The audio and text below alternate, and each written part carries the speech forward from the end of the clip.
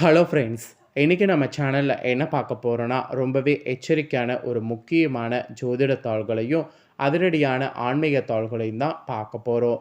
So பார்க்குறதுக்கு முன்னாடி எதை பற்றியது பார்க்க போகிறோம் அப்படிங்கிறத இன்ட்ரோ மூலிமா ஷேர் பண்ணுறேன்.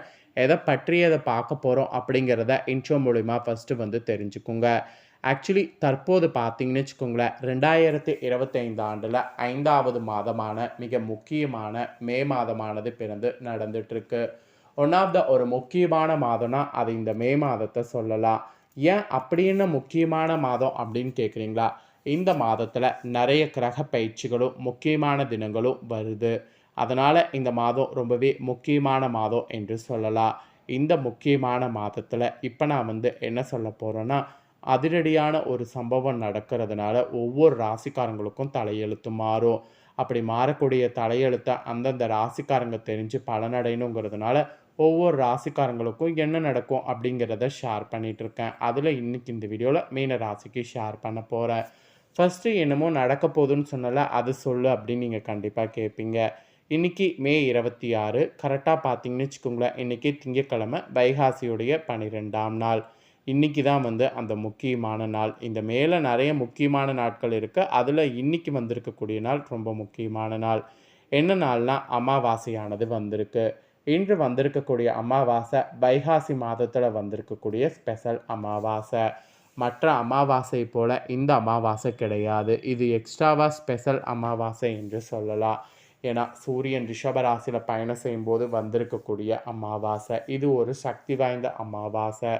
இந்த அமாவாசையில் பார்த்தீங்கன்னு வச்சுக்கோங்களேன், கிரகங்களிடையே ஏற்படக்கூடிய மாற்றங்களால் ஒவ்வொரு ராசிக்காரங்களுக்குமே தலையெழுத்து மாறும்.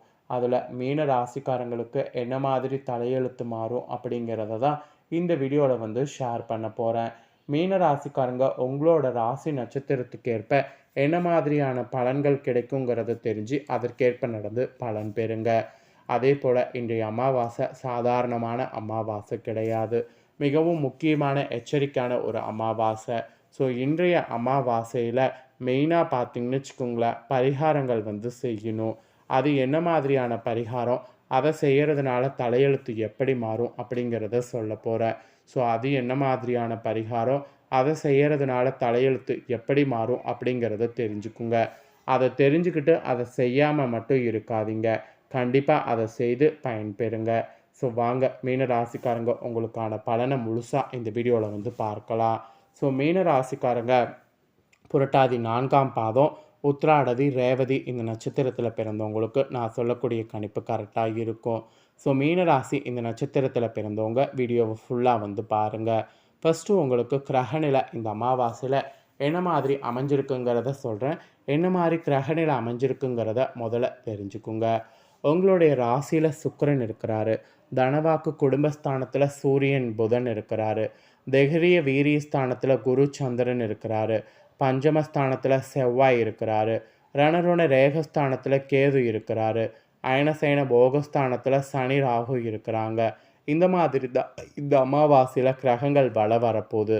இந்த மாதிரி கிரகங்கள் வள வரக்கூடிய அடிப்படையில் உங்களோட ராசி நட்சத்திரத்துக்கு பலன்கள் குறிப்பிடப்பட்டிருக்கு. ஸோ அந்த பலன்கள் என்னங்கிறத இப்போ நான் உங்களுக்கு எக்ஸ்பிளைன் பண்ணுறேன், தெரிஞ்சுக்குங்க. ஃபஸ்ட்டு புரட்டாதி 4ஆம் பாதத்தில் பிறந்த மீன ராசிக்காரங்களுக்கு சொல்லப்பட்டிருக்கு. புரட்டாதி 4ஆம் பாதத்தில் பிறந்த மீன ராசிக்காரங்க உங்களுக்கு இந்த அமாவாசையிலிருந்து இந்த மாதம் தாய்மாமனிடம் கருத்து மோதல்கள் ஏற்படுவதற்கு வாய்ப்புகள் இருப்பதால் நிறைய விட்டு கொடுத்து செல்வது நல்லது என்பது சொல்லப்பட்டிருக்கு. அப்புறம் உத்தியோகத்தில் இருக்கிறவங்களுக்கு அதிகமான உழைப்பினை கொடுக்க வேண்டியது வரும். மெயினாக வேலையில் கவனத்தோடு செல்வது நல்லது. அப்படி நீங்கள் செஞ்சீங்கன்னா தான் உங்களுக்கு நல்லது ஏற்படும். இல்லைனா கண்டிப்பாக வந்து கெட்டது தான் வரும். எல்லாத்துக்கும் மேலே பிள்ளைகளுடைய தேவையை பூர்த்தி செய்ய முற்படணும். அது மட்டும் இல்லாமல் உறவினர்களுடைய வருகையானது இருக்கும். எல்லாத்துக்கும் மேலே பெண்களுக்கு நீங்கள் எடுத்த காரியங்கள் சிறப்பாக செய்து முடிக்க வாய்ப்புகள் உங்களுக்கு வரும். அந்த வாய்ப்பை பயன்படுத்திக்கோங்க. பணவரவு நீங்கள் எதிர்பார்த்தபடி திருப்தியாக இருக்கும். அதையும் மிஸ் பண்ணிடாதீங்க. சாதுரியமான பேச்சு வெற்றிக்கு உதவும். அதையும் வந்து இது பண்ணுங்க. மாணவர்களுக்கு கூட பாடங்கள்லாம் வந்து நன்கு படித்தீங்கன்னா மற்றவர்களுடைய மதிப்புக்கு ஆளாவீங்க. எல்லாத்துக்கும் மேலே உங்களுடைய திறமையான செயல்பாடுகள் வெற்றிக்கு உதவும்.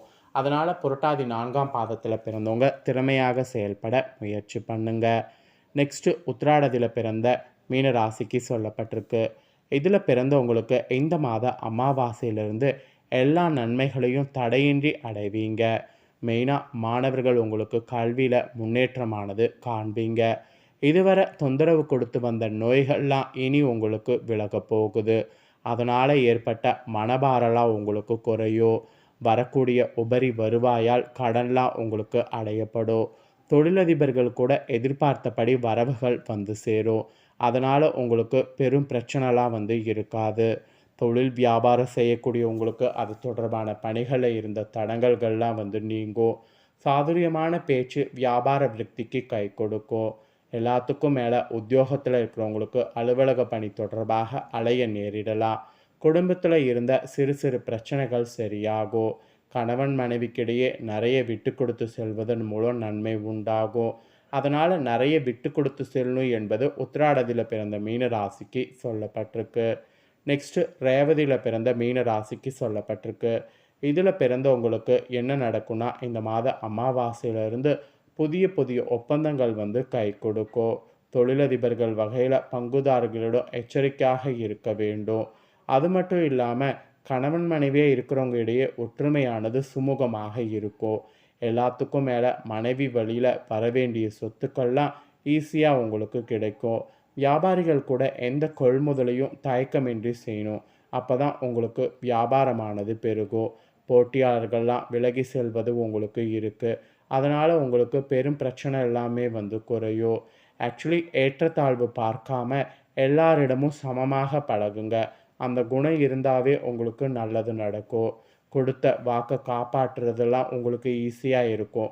அதனால் நன்மதிப்பு பெறுவீங்க.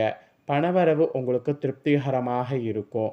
அதே வந்து மனதில் ஏதேனும் டென்ஷன்கள் உண்டாகிற மாதிரி சில டைம் இருக்கும். உடல் சோர்வுகள் வர வாய்ப்பு அதிகமாக இருக்குது. முயற்சிகள் நீங்கள் செய்கிறதுல சாதகமான பலன் கிடைக்கும். புதிய நபர்களுடைய அறிமுகமும் அவர்களால் நன்மையும் உங்களுக்கு உண்டாகும். வீடு வாகனம் தொடர்பான செலவுகள் உங்களுக்கு குறையும். வழக்கு விவகாரங்கள்லாம் இருந்தீங்கன்னா அதில் கவனமாக இருக்கணும். ஆக மொத்தம் உங்களோட நட்சத்திரத்தில் பிறந்தவங்களுக்கு இந்த மாதிரியான பலன் கிடைக்கும் என்பது குறிப்பிடப்பட்டிருக்கு. ஸோ குறிப்பிடப்பட்டதை தெளிவாக உங்களுக்கு ஷேர் பண்ணிட்டேன். ஷேர் பண்ணதை தெரிஞ்சிருப்பீங்க. தெரிஞ்சதுக்கேற்ப நடந்து பலன் பெறுங்க. இப்போ நெக்ஸ்ட்டு நான் என்ன சொல்ல போகிறேன்னா, இன்றைய வந்திருக்கக்கூடிய அமாவாசை சாதாரணது கிடையாது. இன்றைய அமாவாசையில் இந்த 3 தானங்கள் நீங்கள் செய்தீங்கன்னா, உங்கள் கையால் செய்தீங்கன்னா 7 ஜென்ம பாவங்கள் தீரும். ஸோ உங்கள் கையால் செய்து விடுங்க. அந்த 7 ஜென்ம பாவம் தீர்வதற்கு என்னங்கிற வழியை வந்து உங்களுக்கு அந்த கடவுள் முன்னோர்கள் காட்டுவாங்க. ஆக்சுவலி அமாவாசை என்றதுமே நம்ம நினைவுக்கு வருவது பித்ருக்கள் வழிபாடு. அடுத்ததாக செய்ய வேண்டியது குலதெய்வத்துடைய வழிபாடு. இந்த 2 வழிபாட்டையும் சரிவர அமாவாசை தினத்தில் நீங்கள் செய்து வந்தீங்கன்னாவே உங்களுடைய குடும்பத்திற்கு நிச்சயமான கடுமையான கஷ்டங்கள் வராது. இது நாம் எல்லாருமே தெரிஞ்சுக்க வேண்டிய விஷயம். இந்த டைம் திங்கக்கிழமையோடு வந்திருக்கக்கூடிய அமாவாசை. ஸோ பித்ருக்களுக்கு கொடுக்க வேண்டிய திதி தர்ப்பணங்கள் தவறாமல் கொடுத்து விடுங்க. குடும்பத்தோடு சேர்ந்து குலதெய்வத்தையும் நினைத்து வழிபாடு செய்யுங்க. சரி, இது பொதுவாக நீங்கள் அமாவாசை தினத்தில் செய்யக்கூடிய ஒரு வழிபாட்டு முறை தான். நம்மள பல பேருக்கு தெரிந்திருக்கும். இந்த விஷயங்களை எல்லாம் தாண்டி நாம் ஒரு சில விஷயங்களை இந்த அமாவாசை நாளில் செய்வதன் மூலம் செய்த பாவங்கள் குறையும் என்று சொல்லப்படுது. அந்த வரிசையில் இந்த அமாவாசை தினத்தில் நாம் செய்ய வேண்டிய 3 தானங்கள் என்னென்ன என்பதை பற்றி இந்த வீடியோவில் வந்து சொல்ல போகிறேன். ஆக்சுவலி இன்றைய அமாவாசை தினத்தில் செய்ய வேண்டிய 3 தானங்களில் ஃபஸ்ட்டு செய்ய வேண்டியது அகத்திக்கீரையை வாங்கி பசுமாட்டுக்கு கொடுக்கறது. 2வது செய்ய வேண்டியது வாழைப்பழத்தை வாங்கி தானமாக கொடுக்கறது.